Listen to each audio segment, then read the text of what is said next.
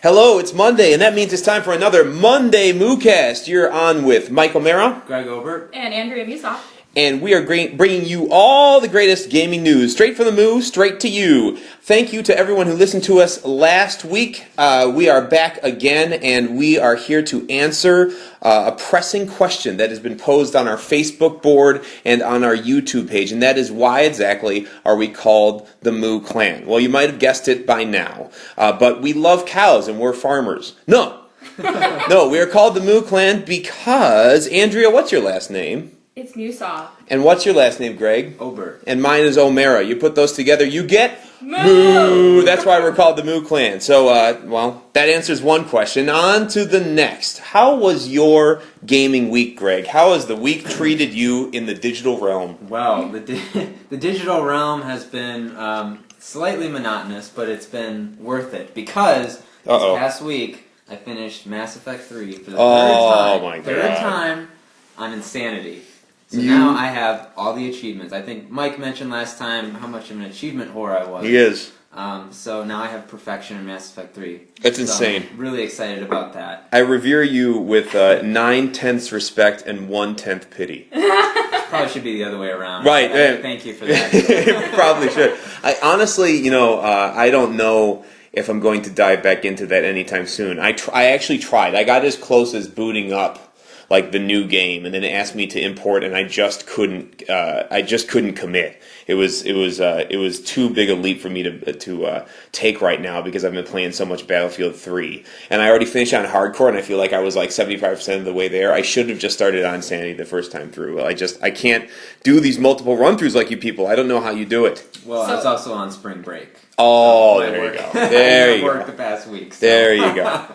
So, and Andrea's got some big news in her gaming week. She finished. I finished Mass Effect 2. All right. So now you're only 75,000 hours behind Greg. I know. you've got just a few times. Choke on my water. Yep.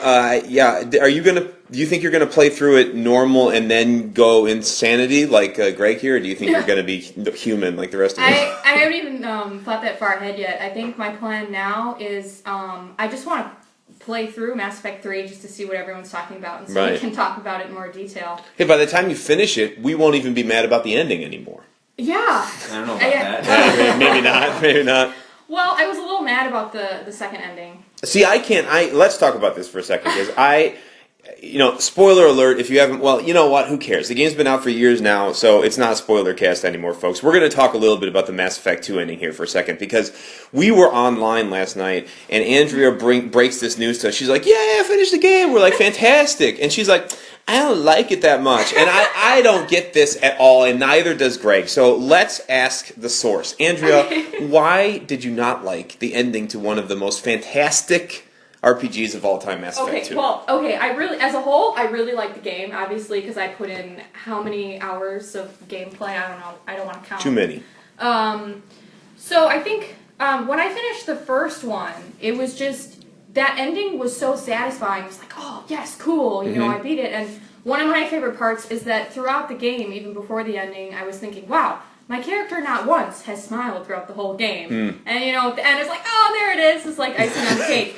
The smile did it for you. So the second one, the last mission as a whole, I really liked. I just think I set the bar really high from the first one, and it just didn't. The ending of the second one didn't quite get there.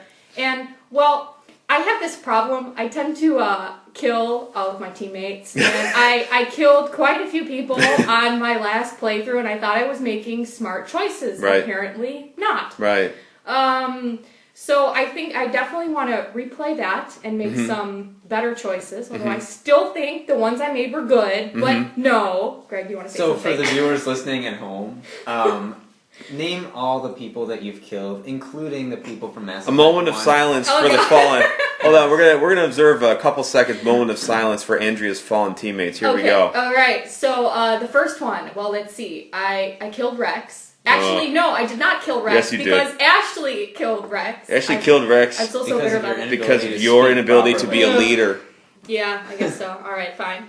And then Ashley died shortly thereafter. You planned that. Well, yeah, because I had to save Hot Space Guy. No. Oh, that's another thing, too. Okay, so when I finished the second one, I was really hoping for my happy reunion with Hot Space Guy, which I never got. The first one, early in the game, you beat, yay! But then he's all mad at you, and it's like, oh, no. Gotta redeem myself, gotta get Hot Space Guy back. No, that never happened. I'm sorry, there's no happy ending with Caden. He's the whiniest guy I've ever heard in my life. I completely agree. I really do. Like, if he were a real person, looks, yes. Personality, no. No.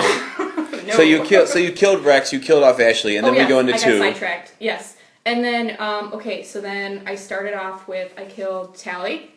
Sure. Because I thought you need a tech expert, so I sent her in. No, she died. Right. And then, shortly thereafter, Zaid died next, but he saved the doctor, so, yeah. And then finally, I killed Miranda. Oh, that's the hardest pill to swallow right there. You Hottest also character. killed Kelly. Mm-hmm. You killed I Kelly. did kill Kelly. Oh, no. I was being so nice to her. She never offered to feed my fish, which I killed multiple times. Essentially, just lots of deaths surrounding Andrea. Pretty much, yeah. Right, so you're gonna replay that to fix that, Yes. and then you're gonna go straight into Mass Effect 3 and continue killing your teammates. And are you gonna do hopefully so? not, And yes. are you going to do so Renegade or Paragon? Oh, I always go Paragon. Do you always go Paragon first and then go back and play the bad guy, or do you pretty much stay good guy all the way through runs? Well, for Mass Effect, I've always been Paragon. But I think that remains true because, Red Dead, love that game. Yes. I finished it, and I did the good guy route the whole game, and then I started a second game. I didn't get very far, and I still haven't finished it for the second time. I haven't played it in a while, and I thought, oh, this time I'm gonna go bad. But I found myself making the exact same choices I did the first time around. Right, and that's an interesting discussion to have. Greg, you're a completionist, I know. As anyone who looks at Greg's gamer score can tell, he is a completionist. Or just an achievement whore. Oh, well, either way. But does it bother you ever to make decisions that would go contrary to how you would act in real life? Like, when you're playing through, I would assume, unless you've been tricking me for all these months, I would assume that you're a nice guy. So when you go through your 15th playthrough of Mass Effect and it's asking you to kill your friends or shove orphans out the airlock, does that make you feel bad when that red star comes up and you have to shoot someone in the face because that's not what the real Greg would do, or does that make you feel like, yeah, in this world I can do this? On a side note, I in my spare time I shove orphans out of Well, there you go. In general. Well, then it's completely in line with your character. It's interesting because I generally don't have a problem with it, but I think with Mass Effect, BioWare had a really nice twist. If you go back to Knights of the Old Republic, or even Jade Empire to a degree, it was pretty much only good or evil. And that's it. Either you were this, amazing exemplar of justice, or you were just this SOB who just hated life. Right. But, with Mass Effect, it's different. Paragon and Renegade, you want to save the galaxy. Sure. You want to stop the Reapers. Sure. It's just how you go about doing it. Right. Ultimately, you might sacrifice some people here or save some people here, but it all goes down to one goal of stopping the Reapers. Right. So for me, I don't really look at it as good or evil. It's just how I would get things done. So you're saying you're a shoot people in the face kind of guy? Depends. If it's got to get things done. It depends. Unfortunately for games like these, if you want the best ending, you kind of have to go all one way or all the other way. So I think that's another reason why I go back through, because I feel like I have to go through all Paragon and then go back all Renegade. Just for the completionist in you. You want to see all the content. Yeah, just to see how things change. Right. This is an interesting discussion for me because, we've been thinking about this all week since our last show, and I have come to the conclusion that I have a couple of really big personality hang-ups related to games. So here we're gonna use this part of the podcast for me to spill my psychological guts out on you folks. Okay, here it goes. First one is when faced with being bad or being good in a game, I cannot be bad. As much as I want to be, it evokes some kind of physical reaction in me. I just can't be the bad guy as much as I want to, as much as it would mean like fetch questing my way across this land and that to not take the easy way out and just blow someone away and get the job done quicker. I can't do it. I can't take that easy way out. I have to be good all the time. And it's a severely limited the content I get to see in games because I just can't make myself be the bad guy. And it's interesting, when I watch my wife play games, if she plays something like Grand Theft Auto or something like that, any place where you have free reign, like Oblivion or Skyrim or Grand Theft Auto or Fallout or anything like that, she will just murder everyone in her way, whether it be demons or knights or nuns or little babies in strollers, anyone. My wife will just blow them away, and it actually fills me with real revulsion, and and I just cannot do it. So I'm wondering, do you have this reaction, Andrea, when you play these types of games too, or are you more like Greg, like hey, whatever gets the job done? Kind of a mixture. I say overall, I usually go the good route, like just taking Mass Effect for example, because I've been playing that, it's fresh in my mind. I don't know. I can't go the evil route. There's just something that's like, no, it's wrong. Although I will admit, on occasion, where it gives me the, pull the right trigger for the Renegade action. Yeah. Sometimes I do it. It is tempting. It is tempting. But now with something like Grand Theft Auto, which the only one I've ever played was GTA Vice City, and I like that it's 80s and everything is bright pink. It's true. Color. Yeah. Now, I go through the game, whatever. It's fun for me to, like, knowing that I can erase all my history by loading a different save file. Sure. So I'll save it. Sure. And then I'll see how many stars I can get my wanted level up. Right. And then to see how I can get out of it. Right. And then, obviously, that, what am I trying to say? It, with Rockstar games, everything is recorded in the statistics. Right. So I don't want all that stuff there. So it's like on your permanent record. Yeah, it's like the it game is. telling you you're naughty. Yeah, and then, so then I'll just load it, and then it's like, I never did it. So it's like, I get it out of my system, but then, load the game, doesn't count. It's like a palate cleanser. It's like an evil palate cleanser I did between that meals. in Red Dead too. I guess you kind of do that in multiplayer. Right. Like, let's see how many, if I can get the army after me. Right. All right. Right, cool. exactly. Yeah. Yeah, well, I mean, like I said, the being evil thing, I have a real hang-up on that. And here's another weird one, and I'm wondering what all the armchair psychologists out there would say about me when I admit this. But I have a real tough time playing female avatars. I just do. I have nothing against women. But for some reason, I have a hard time playing as one. And I don't understand what that is. What is that about? Analyze me, Greg. Well, I mean, as a counselor in training. No, I mean, the first thing that pops into my mind is that it's just a connection thing. I mean, a lot of these games that we've talked about so far are RPGs, very deep. I mean, you have very meaningful interactions with the people that you come across. And I think that's kudos to the developers. Sure.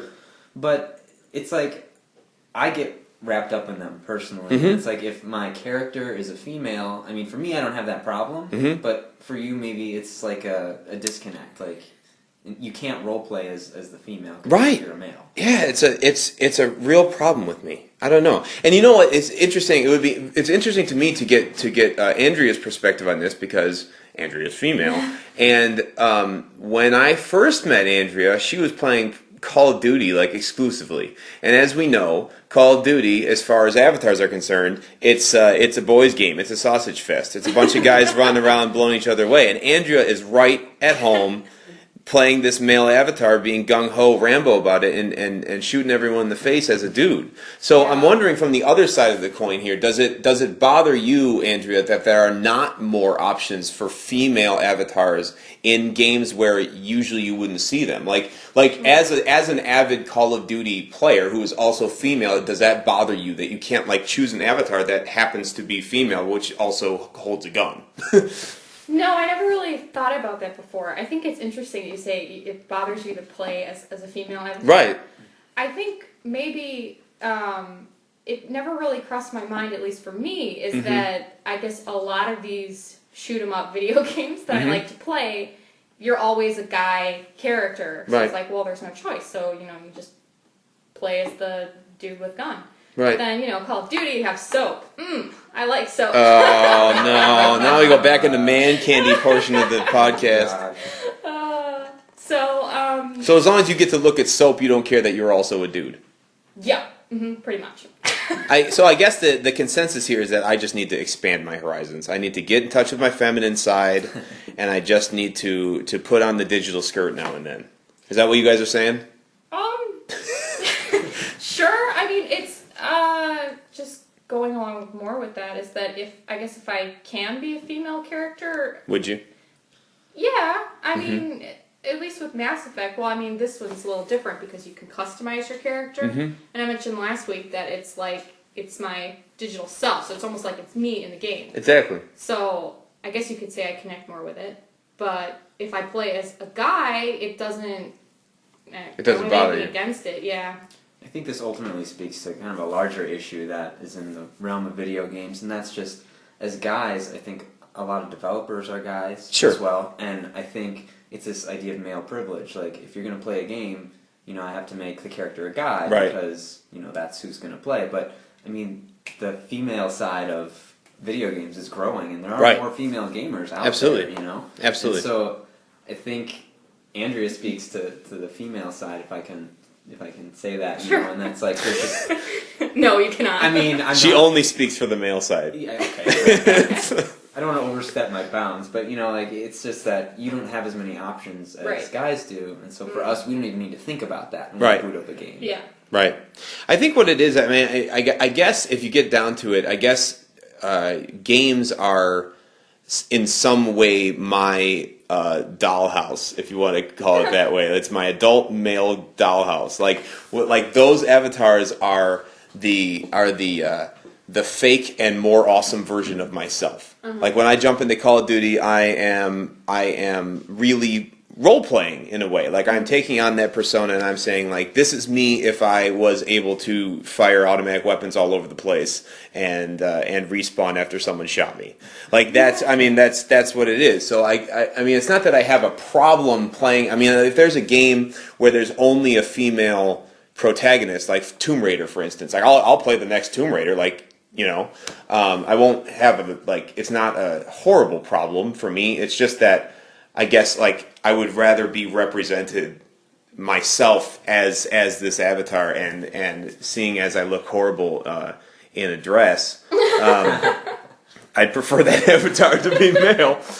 So let's table the discussion of what's wrong with my psyche, and let's talk a little gaming news from the last week or so. So a bunch of rumor has been swirling around about the next round of systems, and in the last week and a half, there's been a report that the Wii's successor, the Wii U, is not even as powerful technology-wise as the current Xbox 360. And as we know, the system is slated to come out sometime, maybe late this year, around holiday, and it's supposed to finally challenge the current generation in terms of graphics and sound the same way that the Wii kind of took over this generation. It's supposed to kind of usher in the next one, but it's not as powerful as our current system. So, as a big Nintendo fanboy, Greg, I know that you are, and I am too, to a certain extent, some of their characters. Does this bother you that Nintendo didn't take that extra step and maybe just wait another half a year and come out with something that really can compete on a technological level? Or does it not matter to you as long as they come out with a new Mario and Kid Icarus and Metroid and all that good stuff? Graphics don't bother me too much. I mean, the Wii is not technical powerhouse by any means. No. But I mean, it has some good games on it. I think what you kind of touched upon, though, is something that I have a problem with more. And that's that Nintendo, I feel, just keeps releasing the same game over and over and over again. I mean, like, for example, what Super Mario 64 did for 3D platforming, I mean, just completely changed the game. Yeah, absolutely. But when you think about the games that have come after, Mario Sunshine, right, Galaxy 2, right, I mean, even the 3D Mario Land. Right. I mean, there's nothing different about it. Like, they're fun, they're solid games, but there's no innovation. And I think that's my biggest problem with Nintendo. The graphics, who cares? They'll make it look pretty, I'm sure. Sure. So. Sure. Does it bother you, Andrea, or do you think they should have just waited and come out with a powerhouse? For me, I'm in the middle. I'm neutral. I like the Wii. It's okay. Yeah. I don't play it very much, even though I have one at home. Right. It's like I always go to the Xbox. Right. So even if they came out with, they will come out with a new Wii. Am I gonna run out and get it? No. No. I prefer the new Xbox, so I don't have much of an opinion. It's kind of like, okay, whatever. Yeah, I mean, personally, I think unless they do something to change the game the same way that the Wii controller kind of just blew everyone away, and that's why everyone got it. True, yeah. Unless they do something like that, I think they're going to get buried. I think they're going to get buried because Nintendo and Zelda and Metroid can only take you so far. And like Greg was saying, I don't want another pretty reskinned Mario 64. Like, I had that. It was called Mario 64. I liked it just fine. But right now, I am just blown away with the stuff that's even coming out on the current 360, let alone the next one.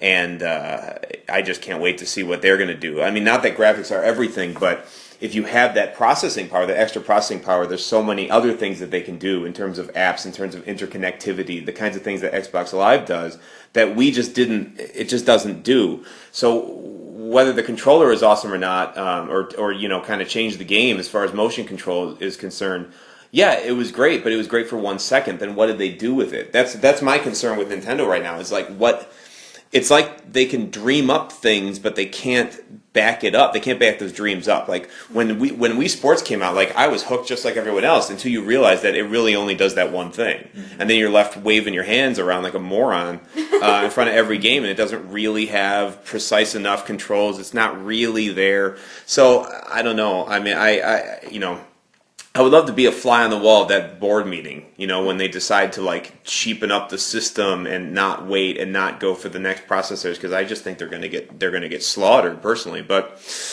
hope springs eternal for Mario and the gang, I guess. So the other gaming news on new systems is that they're not going to be shown at E3 this year, but it's looking more and more like they are going to be announced shortly into the new year, and they'll come out next year. So, I mean, at this point, do we really want them? I mean, we've seen some kind of amazing things come out just in the past couple of months, and things be announced that are not even out yet that just look and sound and play incredibly. Like, I think any of us would agree that games like the newest Call of Duty and Battlefield 3 and Mass Effect 3 and Skyrim, all these games are just insane. Like, so do we really want to take that plunge again into new system territory? What do you think, Greg? It's interesting. I sit and I think about when the Xbox first came out and the games that were kind of released for that. Yeah. And I think, the one that stands out in my mind is Call of Duty 2. I thought that game was amazing. Incredible. And when you think about how many years later it's been and just the progression, I mean, yeah. I won't bring it up again, but like the Mass Effect, and then to have, Halo's progress from what they were, and just BioShock, and have all these amazing experiences come out of this one system. Right. I mean, for me, I don't really see a need to have a new system. Right. And that's just me, mainly because it's it's a huge money sink. Like, not only do you have to get the system, but then you have to get all the controllers. Right. And, and I mean, like, it's me cheap, but yeah. I mean, and let's be honest. Like, we are hardcore gamers around this table. Like, we are all going to get it. Oh like, yeah, I'm going to get it. Yeah, we're totally going to get it. We will sell our firstborn in our car and drop out of everything that we're doing in our job to get it. So we will get it. But I mean, the question is like, what's it going to do? Like, is it? I mean, I just want to see what they're coming up with outside of graphics and sound. Because I feel like games look pretty darn good, like, do I really need to drop another like $700 or whatever the new crazy systems are going to be the second they come out, just because it's going to look, I don't know, 20% better? Like, how much better can we get? Like, I don't know about you guys, I don't want to buy whatever's next after HDMI, because my HDMI cables almost put me out of my house. They're so expensive. I don't know, what do you think, Andrea? No, I don't want a new system. Andrea's putting her foot down, folks. No. And here's why. Partly it's just because of just my own selfish purposes, I guess. I just recently got the Xbox. I have it 3 years this December. So, in a way, I feel like I just got it. Right. And kind of going off what Greg was saying, I would hate to think of how much money I've put into that thing that's consumed my life and my free time. Right. So yeah, at least at this point, I don't want one just because I don't want to buy another one. Right. But going along with just the improvements on it, I think it's really cool that, you just download the updates, done. Right. I don't know, at least at this point, I don't really see a need for a new system, and not just because I don't want to buy a new one because I just got this one. Well, and you think about like some of the improvements that Xbox has made. I know we talk about Xbox a lot. I don't have a PlayStation 3 conveniently around me, but like just thinking about the dashboard updates and how the biggest thing was the apps. Right. And like you can watch YouTube, you can watch HBO, Hulu, HBO. Like, just adding that stuff into a system that, I think back to the original dashboard. Right. There's nothing to it. Right. And now it's this multimedia center. Right. I mean, again, how much more do we need if we can keep improving what we already have? Right. Yeah, absolutely. And they've pretty much confirmed that the technology will be different enough that there will be no possibility for backwards compatibility. Does that bother any of us or not? I mean, I know when Xbox 360 first came out, and of course, I adopted the new system, I quickly learned that it didn't play all of my Xbox games. And at that point, I had a treasure trove of Xbox games. I had the 100-plus Xbox original games.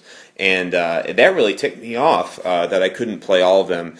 But I guess after a couple of months, you get used to the new hotness, and then that's it. You don't play the originals anymore. I mean, I don't know. I mean, it's hard to tell how I'm going to feel in a year, but I think I'd be really upset if I can't pop in Battlefield 3 or Skyrim or whatever, at least until the next one comes out. I mean, what do you guys feel about that? I agree with that. I think when I was looking at upgrading my system, I just assumed I'd get a PS3 because I had a PS2 for so many years. Sure. And one of the things that turned me off about it was that I couldn't play my PS2 games, and I still have a ton of PS2 games. And every now and then I'll go back to one. Right. But yeah, it doesn't make sense to me. It's like, really? You have the super new hotness of technology, you can't play your old games? Right. No, that's stupid. And I realize, okay, PlayStation, you get the Blu-ray, whatever. Right. So let's do some video game prognosticating, if we may. Then, so we've been Debbie Downers this episode a little bit so far. No, I don't want a new system with super new graphics. No, forget that. No, let's kind of look at the other side of the coin here. Let's take the positive spin here. So let's kind of peer into our own personal crystal balls here, and let's talk about what do we want on new systems. Like, what can't our current systems do now that we could foresee happening in the next couple of years that we really would want? And I guess I'll start this one off. I play a lot of Battlefield 3 these days, and I have had the privilege of owning it on my gaming PC and also on my Xbox 360. So I've been able to kind of compare and contrast what both versions can do. And if you don't know out there in gaming land about Battlefield 3, on the Xbox 360 you can have up to 24 players in a match, which is already a pretty good number for an Xbox multiplayer game. But on PC you can have up to 64 players in a match at one time. And let me tell you, having played a couple of 60-plus people matches on PC, it is insane. There's destruction going everywhere. It really feels like a war movie. It is crazy cool. Now, you might be saying, well, why don't you just play it on your gaming PC then, nerd? And I would say, well, because I want to sit on my couch and play it on a huge TV, and I want to play with my friends who are on Xbox Live, and I want that interconnectivity. So I go back to the Xbox version all the time, even though I have the PC version for eye candy purposes. And it's just a matter of the system. It just can't do that many people online without too many tear-in problems with the graphics and slowdown on the Xbox. It just can't do it. So for me, if they could have like a Halo-esque game, but like with 100 people online at once, like 50 on 50 Covenant, and I can't even I can't even talk anymore. So I'm gonna stop right there. Like for me, my first video game kind of like crystal ball vision is like in 5 years we're playing war games where there's 100 people, 200 people in a server, and it's really like a war game. It's really like there's tanks, there's planes, there's stuff blowing up everywhere all the time. Like that's what I want in my war games. And then you can almost see it happening on PC. And as we know, PC is a couple years ahead of where the gaming systems are because it just keeps evolving. So that's what I'm excited about. What about you, Greg? Well, my stuff I think is probably a little simpler. I'm a dreamer. I mean, I'm a little lazy, I'll be honest, and I've discussed this with Andrea before. You know, for me, I'd like to see a system that has a multi-disc tray. Yes! Oh! Can you imagine how nice that would be? Like to have like 5 or 6 discs that you could put in and then not have to get up. That'd be amazing. It's true. I mean, anything, yeah. And while it's at it, it can make you sandwiches and just do your taxes. I mean, might as well. But I mean, I guess on a deeper level, you know, I like the idea of motion controls. I do too. I think, you know, the Wii started it, and then the Kinect and Move. I think that they are interesting, and I think if you can somehow make that fit in a game, it would be very immersive and very awesome. For me, the little that I toyed around with, the 6-axis controller, I think that's the best thing that's out there because you have your classic controller, and then it has a motion thing, right? You know, right. So I'm not exactly sure why Sony decided to come out with the Move, right? But I'd like to see like smart integration into the games, not just this tacked on. Oh, you have to move the controller because you know, we had this box we had to check. Right. I mean, you know, they still haven't hit the holy grail in terms of motion control and kind of using your body as an actor for your avatar, and the kind of like gold standard or like the holy grail has always been for us super nerds Star Wars, right? Like when Kinect was first announced, you know, what was every fanboy's dream? Like, I want to stand in front of my TV and pretend I'm Luke Skywalker, and I want it to have true, you know, 1-to-1 control so I can lightsaber fools left and right? And of course, they tried that with the recently released Kinect Star Wars, and guess what, folks? Spoiler alert: it sucks. Like, because it's not quite there yet. It's not quite there, but we can see it. We can see it. So there's two holy grails. So there's a Star Wars, right? And then there's Minority Report. So if anyone's ever seen Minority Report, the movie with Tom Cruise, he is like moving stuff around in his office in his house, like with his hands, and the wall watches him, and he can move things all over the place, right? And that's what we thought we were all getting with Kinect. Like we can whoosh one way and whoosh one way the other way, and we can go through all our videos, we can go through all our games that way. And does it work? Yeah, sort of. Is it perfect? No, it's not perfect. So if in the next generation they can make that perfect, that would like blow me away. I totally want that. Totally. It still feels a little clunky to me. It's like there's just that something that's missing to make it perfect. Right. Greg, you were talking about the multi-disc tray option before. You might actually get your wish if rumors are true, but kind of in a different way. They're saying now, there's a rumor out that the next round of systems might not even use physical media at all. So it might basically be a huge HDD, so a huge hard drive, and then cloud support for save games and things like that. And basically, you just download everything, and then you never put another disc in the tray. Of course, like what does this do for used games? It kills it. Do we want that or do we not? Or like, what are the pros and cons of that? See, you know, I read another report. Oh, man, I wish I had it in front of me here, but some guy, I'm pretty sure it was at Microsoft, mentioned that, you know, the next Xbox is not going to do away with used games. Mm-hmm. So in my mind, I mean, you have to have a disc. You have to have physical media. Mm-hmm. You know, the thing that I heard was that, you know, if the disc tray isn't there, then each copy of a game comes with a license. Right. And so then if you want to go to your friend's house, you have to, like, transfer the license. The infamous online pass option. Oh, my gosh. Don't even get me started. Nah. But it just seems like such a hassle. You know, I think this is speaking to another point that I heard and I really liked. Everything about media, like, it's just getting faster and better. Like, you think about Netflix. You go on, you click something, you play it immediately. It's right. just done, you know. But with video games, you used to be able to do that. You used to get the cartridge for your Super Nintendo, right. slam it in, right. start it up, and play. Right. But now it's like you have to come home if you want to install it on your system, so it loads a bit faster. You have to update it. Then you have to update it. Then you have to put in any kind of codes that you have, whether it be pre-order DLC or online pass. And it's just like, why can't I just put this in and play? Yeah. And I think something like transferring the license and all that again, that just kind of delays the process for me and really kind of irks me a little bit. Growing up from like I said, Super Nintendo. Right. So. Right. And like looking into the future, we cannot discount the changes that iOS games have made on the industry. Like you can't swing a cat without hitting someone who's playing Angry Birds, which that sounds kind of silly now that I say that. But like they are here to stay. Like the iPhone, the iPad has ushered in a new era of so-called casual gamers, really kind of taking over the industry in terms of numbers. What effect do we think that's going to have on the next systems, if any? Like, do you think there's going to be more indie games in the future? I mean, do you think they're going to try to cater to that? I mean, and Greg, you said there was an interesting report about Apple themselves talking to Valve, was it? Yeah, there was some rumor that Tim Cook, CEO of Apple, was seen going into Valve. Uh-oh. The makers of Portal, Left 4 Dead, Half-Life. And Valve lately, a lot of rumors surrounding them have been that they want to get into the hardware game. Maybe it's a computer, maybe it's, I don't know, some kind of integration with current systems. Whatever it is, they want hardware.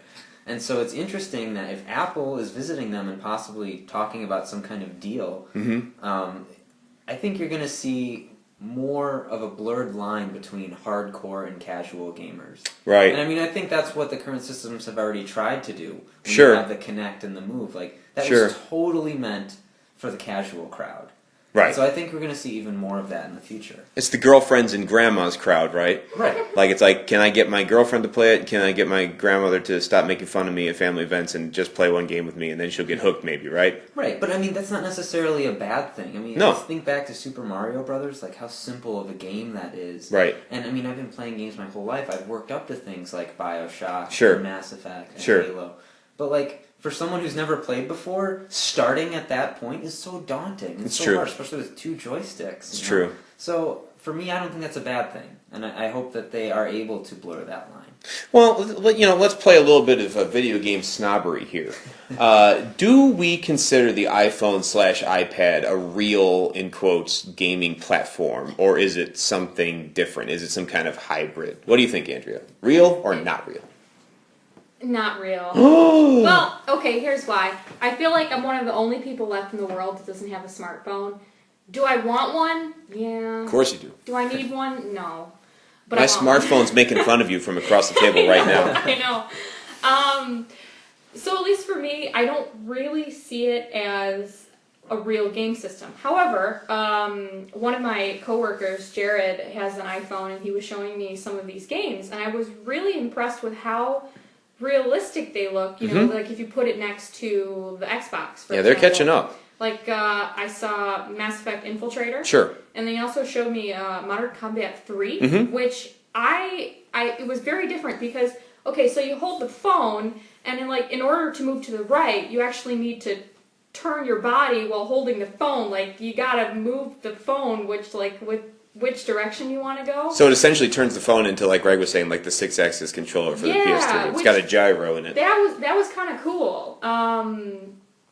It's different. Like, okay, when I was holding it, it's different because it's like, what is this? It's not a controller. Right. But it's definitely cool. So what's your criteria for a real gaming system then? I'm interested. Xbox controller. So it's like it's a physical controller with many options as far as control. It's really control then, right? Yeah, and I think it's just because, like, let's be honest, that's what I'm used to. Sure. You know, the iPhone, it's different. And different is scary. Yeah. Oh my god. You heard it here, folks. I like to keep an open mind. I think it would be different if I actually had it, and then I can play the games more often and get used to it. Right. But at least right now, I'm just bitter because I don't have one. Greg's so it's not a real game system. Greg's a super hippie, so I think I already know his answer. But Greg, is it real or not? Super hippie. Right, he's a super hippie. I think it is. I do. I guess that makes me a super hippie for saying that. It's true. Just so you guys know, that's where I am now. Just kind of to play devil's advocate with Andrea's answer, if I may, sure. I think about something like Game Boy or now it's the DS, Mm-hmm. Vita, those to me are essentially the same thing. It's a phone with, some buttons. Right. So I consider those gaming systems, and so for me, I think there's some amazing things that the iPhone has been able to do, and even the Android phones. So I'm in favor of calling it a gaming system. I think for me, the only thing that has held handhelds and other devices like that back from being considered, at least to me, a true gaming system is just the limits placed upon them by their own technology. And I think as we go into the next generation of iOS and the next generation of home systems, I think that line is going to continue to be blurred. If you look at the things that the PlayStation Vita can do, I mean, it looks like a PS3 in your hand. I mean, it is ridiculous. So I think that if they give more control options, like Andrea was saying, I think if the new iPad comes out with an option to plug in a controller type device, I mean the graphics and the sound are already caught up in my mind. So I think as long as it offers you the same kind of control, the same kind of customization, then it's a real gaming system, to me. Personally, I think it would be fantastic if Apple got into the crossover game more. I would love to be able to use my iPhone in conjunction with whatever I'm playing on my big screen, as a secondary controller or something that continuously gives me stats or things like that. But of course, that would mean they'd have to sign a deal with the devil, either Microsoft or Sony, or come out with their own thing, which of course they might, being Apple, and the fact that they own the entire world at this point. That's true. So I don't know. I guess we'll see what the future holds. So let's talk about what we are going to be playing this week.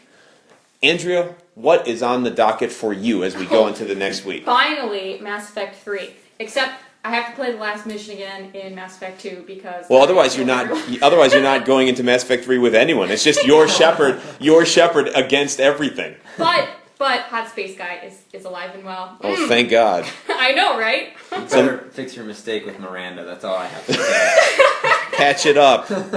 I will work on it. All right, so Andrea's playing Mass Effect 3 yes. and continuing her relationship with Hot Space Guy. What about you, Greg? I said this last week, and I feel bad I didn't start, but I have the new Zelda. I want to play it, even though it's going to be the same thing. It is. But a I think reskin. they're solid games. The problem is, it's on the Wii, so I want to talk with my friends and play, but I can't really do that. I boot up my Wii. So Nintendo, are you listening? We'll see about that. But I might try to Prestige again in Call of Duty. I'm only a couple levels away, so. Ridiculous. I'm going to be playing a heck of a lot more Battlefield 3, probably a little bit more Skyrim, and I might follow Greg into the breach and start an insanity run on Mass Effect 3. Yes. It's just that fun. And of course, all of us will be playing at least a little bit of Mass Effect 3 multiplayer. Oh, yeah. And we would be remiss if we did not give out our gamer tags. We totally want our listeners to look us up online sometime, and of course to post on our Facebook page and YouTube page as well. But if you want to find me on the Xboxes, my gamer tag is Death by Muzak. So that is Death space by space Muzak, as in Muzak. I am very simple. I'm the Gobert. So the space Gobert. Gobert. And I am MooseWolf35. All one word, capital M, capital W.